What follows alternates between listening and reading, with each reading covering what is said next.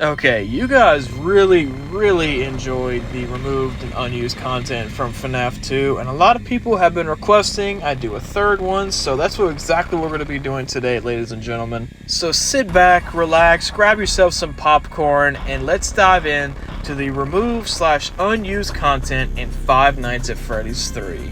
Alright, so kicking this video off, we have this image right here that is labeled I am still here. This is the very first time we get to see Springtrap.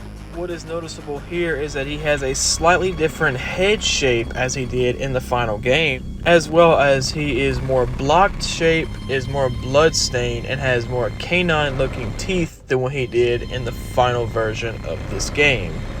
The second pre-release content version of this game is going to be the Balloon Boy image. See, Scott Cawthon as well in this game, as well as the other games, released a lot of teaser images on his website, with Balloon Boy being one of the first teasers for this game. If you brighten the image, you can clearly see that there is a number 10 right here.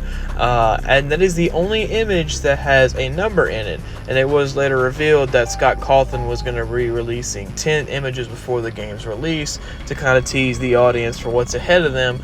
Unfortunately, the game was released early, so the whole countdown thing was eventually scrapped, but it was initially going to be 10 images leading up to the game's release. Alright, so kicking us off is the most noticeable piece of removed content from the game, and that is the puppet. Found in the game's files are the leftovers of the puppet sprites from the second game, including its hallucination renders and the unused close-up image.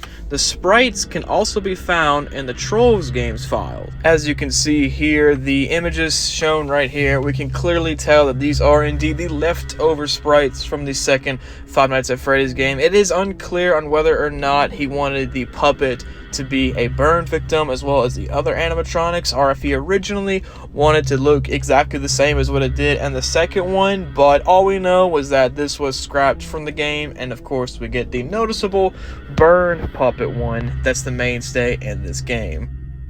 This next piece of removed content is a very minor one, it's very small, and that is the seal vent text. There is an unused piece of text saying seal vent, which would have been for a button that was likely going to be used to seal the vents. In the final game, it was replaced with double clicking the vent camera. As I said, this was a very small one that Scott likely removed at the last second for the double clicking manufacturing button.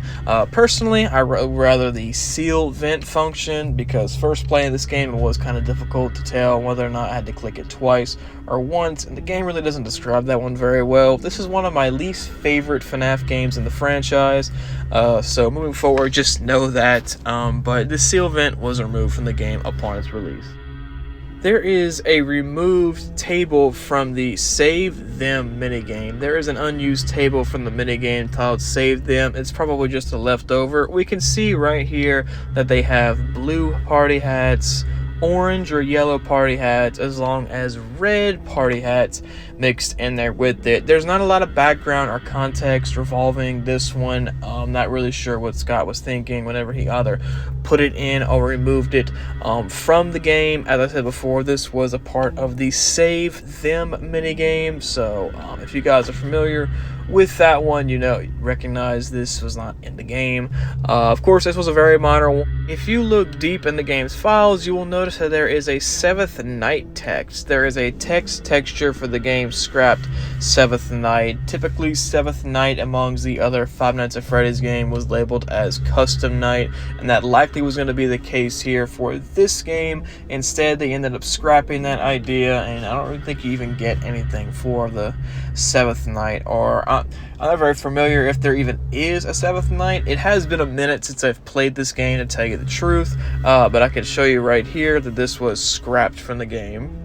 Going along with the scrapped Seventh Night text, there is also a alternate Second Night text. There is an alternate image for the Second Night text when starting a game, where it is green colored for the First Night's text. Apparently in this game, only the First Night is supposed to be green colored, but very rarely do you see this screen where it says 12 a.m. Second Night with green text rather than the standard white text. It is not very explained well as to why this was put in the game, why it's so so rare or why it was particularly removed, and it's also not a very big deal, but it is a piece of removed content that you don't see very often. So much like the other Five Nights at Freddy's games and the removed/unmoved content, there is a mobile screen image that was removed from the game, and this time it is the Springtrap's mobile spring. Upon the initial release of the original mobile edition of Five Nights at Freddy's 3, the pre-menu screen shows the image of Springtrap with his mouth hung open while staring down. This image was ultimately removed when Click Team LLC released a fully remastered update patch for the game, much to go along with the other two games that also got a remastered. This is going along with the images that was removed before starting the game. It's kind of odd that they decided to remove these images from the game, as they give off a very creepy and eerie vibe before starting the game. These images are rather creepy compared to the other ones that we've seen, but it is a creepy start to the game, but ultimately they were removed in the remastered edition.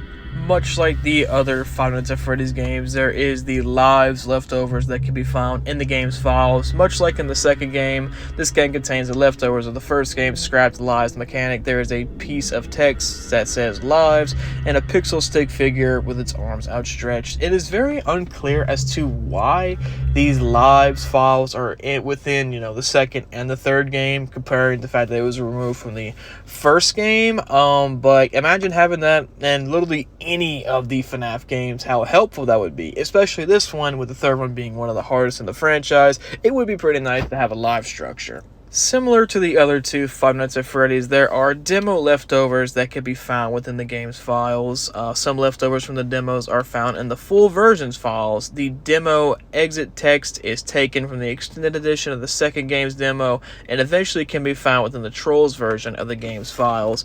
This one says, "Thank you for playing the demo. You should get the full version. Things get a lot worse," as well as a demo EXT text that can be found within the game's files. This was clearly scrapped from the second game and was just recycled onto here for the demo's release. Now we get into the pre-release content of the game that was clearly removed, and right here we can see the unfinished monitor map. In two of the Steam screenshots before the game's release, the monitor map is unamplified with vent paths along with both the play audio and map toggle button. However, when the audio button is used in the final game, a set of dots appear on the screen during the cooldown period before the player can use the audio again, suggesting that the feature was likely implemented just concealed behind the dots of the screenshots. Adding the three dots after the play audio was actually a very helpful part of this game. That way it shows you exactly when the audio was going to come back on. Seems as though in this game the source of audio is the only really level of defense that you have for this game, and thankfully Scott was able to add that in the final part, because the beginning of the game before it was released we didn't have those three dots, so we had no idea exactly when the play audio button was going to come back. Also in these screenshots, the night counter and time is missing. The night counter are completely absent in these games screenshots for the game's release, which obviously is just a very minor part on Scott's part, but obviously we kind of need to know exactly what time it is. We automatically know exactly what night it is, but the time is the essence, is a very important thing. So knowing what time it is in this game is very important. So thankful that Scott was able to keep that in this game. And that is going to be it for the removed/unused content in the third Five Nights at Freddy's game. This video was a little bit shorter than the other ones, but there was a lot more content in this one compared to the other ones. If you guys did enjoy this video, make sure to leave a like and smash that subscribe button. The support that you guys have shown me over this last couple of months have been incredible. I would not be making these videos if it wasn't for you guys, and I cannot thank you guys so much. We are slowly but surely approaching the 1,000 subscribers mark, and I cannot wait to hit that mark and celebrate it with you guys. Again, thank you guys so much for watching this video. I will be making a video on the fourth game for the unused/removed content, and so on and so forth. But in the meantime, I do encourage you guys to leave video ideas in the comment section below for what game you want me to play next. Again, thank you guys so much for watching, and I'll see you on the next one.